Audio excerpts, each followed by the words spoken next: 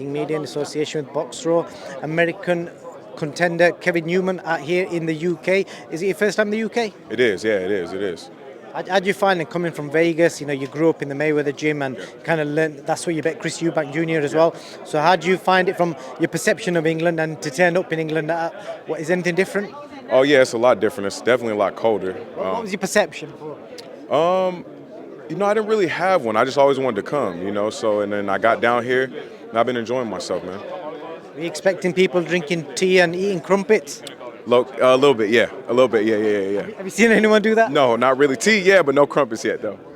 Yeah, that's it, man. So, Manchester, you've sparred Chris as well. I know you've done some rounds with him whilst you've been here. So, you've known Chris since a young age. So, what's he like as a fighter now compared to how he was like back in the day in Vegas? You know, me and Chris have known each other since we were mid-teens. You know, I was like 17. He was about 18, 19. Might even been a little younger than that. But I mean, he's always been an aggressive guy. You know, an aggressive boxer, smart guy. You know, he's always been a smart guy. But as he's aged and evolved and working with Roy, you know, he's gotten even better. You know, his boxing game is a lot better. His footwork's a lot better. And you know, I think people are they're seeing a different side that they're not used to. So I mean, and, you know, he's looking good, man. He's looking damn good. And how do you expect this fight to go Saturday night? Because most experts are saying it's going to go the distance. Do you think it goes the distance? I don't know. It really depends on Chris, man. I mean, he's the type of guy that if he wants to turn it on and press you out and be aggressive, he can do that and he can get you out of there. You know, we've seen it happen countless times. So, you know, he might want to go out there and showboat like he did the fight before. You know, it just all depends on him, really.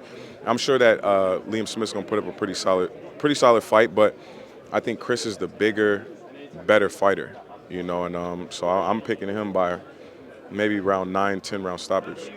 I just want to speak about yourself. You know, what is next for yourself? I know you fought a couple of times last year, and what is the next plan? Are you signed to anyone?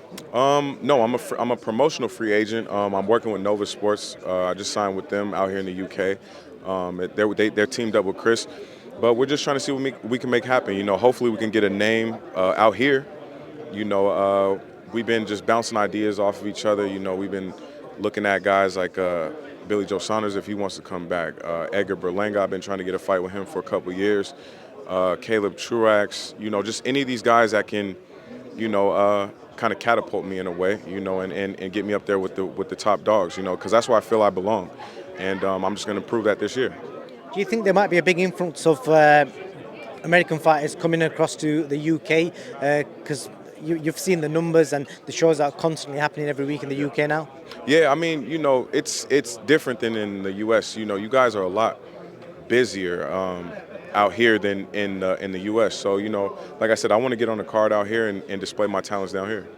Good stuff, man. So you got no expected fight date or anything like that? We're looking at March and then possibly a really big card in May. So everybody just has to stay tuned and follow me and see what happens on that. Do you want to just shout out your socials? Yeah, at Kevin Newman _II on Instagram and Twitter. And I just want to quickly ask you a quick question. You obviously spent your younger days in the Mayweather gym. What's the best and most exciting spar you've ever seen? Oh man, I mean, Floyd always put on a show, man.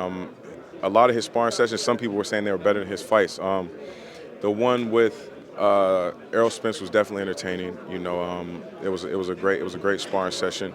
A lot of rumors out there about that. I'm not going to address any of that craziness, but you know, it was definitely good competitive work. Floyd always, you know, he always dominated his sparring sessions, and that's what I loved about watching him. He was always in control, complete control, and he just showed so much, man. So much that some people haven't even seen from him in fights, you know. So definitely entertaining, and of course, just a little gym wars around the gym. Good stuff, Kevin. Well, I hope to keep an eye out for your journey, and hopefully we might see you in the UK scene very soon. Definitely, man. I appreciate it.